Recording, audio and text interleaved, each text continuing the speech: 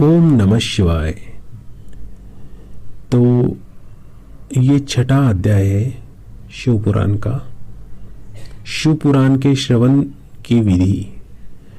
तो ये श्रवण विधि है, हमने किस पद्धति से ये श्रवण करना चाहिए भगवान शिव पुराण।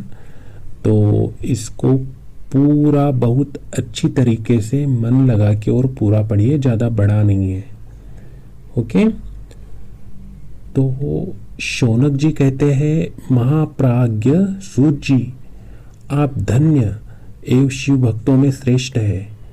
हम पर कृपा कर हमें कल्याणमय शिव पुराण के श्रवण की विधि बताइए, जिससे सभी श्रोताओं को संपूर्ण उत्तम फल की प्राप्ति हो।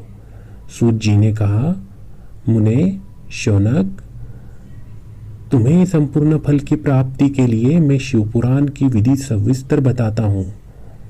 सर्वप्रथम किसी ज्योतिषी को बुलाकर दान से संतुष्ट कर उससे कथा का शुभ मुहूर्त निकलवाना चाहिए और उसकी सूचना का संदेश सभी लोगों तक पहुंचाना चाहिए कि हमारे यहाँ शिव पुराण की कथा होने वाली है। अपने कल्याण की इच्छा रखने वालों को इसे सुनने अवश्य पधारना चाहिए।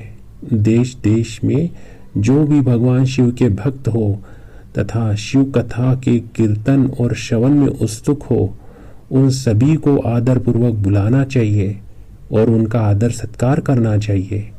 शिव पुराण सुनने के लिए मंदिर, तीर्थ, वन प्रांत अथवा घर में ही उत्तम स्थान का निर्माण करना चाहिए। केले के खंभों से सुशोभित कथा मंडप तैयार कराए, उसे सब और फल, पुष्प, सुंदर चंदों से अलंकृत करना चाहिए। चारों कोनों पर ध्वज लगाकर उसे विभिन्न सामग्री से सुशोभित करे। भगवान शंकर के लिए भक्ति पूर्वक दिव्य आसन का निर्माण करना चाहिए तथा कथावाचक के लिए भी दिव्य आसन का निर्माण करना चाहिए। नियम पूर्वक कथा सुनने वालों के लिए भी सुयोग्य आसन की व्यवस्था करे तथा अन्य लोगों के बैठने की भी व्यवस्था करे। कथा बाँचने वाले विद्वान के प्रति कभी बुरी भावना न रखे। संसार में जन्म तथा गुणों के कारण बहुत से गुरु होते हैं, परंतु उन सब में पुराणों का ज्ञाता ही परम गुरु माना जाता है। पुराण वेत्ता पवित्र, शांत, साधु, ईर्ष्या पर विजय प्राप्त करने वाला और दयालु होता है।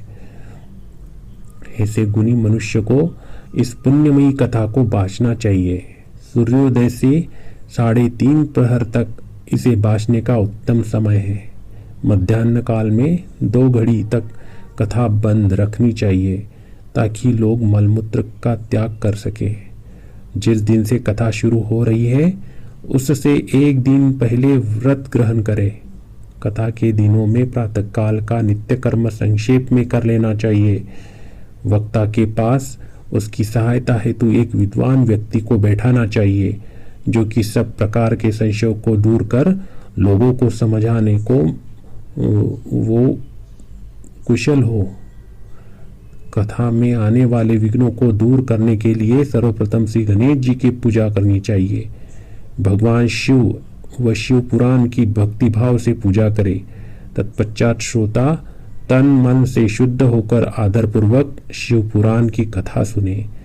जो वक्ता और श्रोता अनेक प्रकार के कर्मों से भटक रहे हो, काम आदि 6 विकारों से युक्त हो, वे पुण्य के भागी नहीं हो सकते। जो मनुष्य अपनी सभी चिंताओं को भूलकर कथा में मन लगाते हैं, उन शुद्ध बुद्धि मनुष्य को उत्तम फल की प्राप्ति होती है। ओम नमः शिवाय।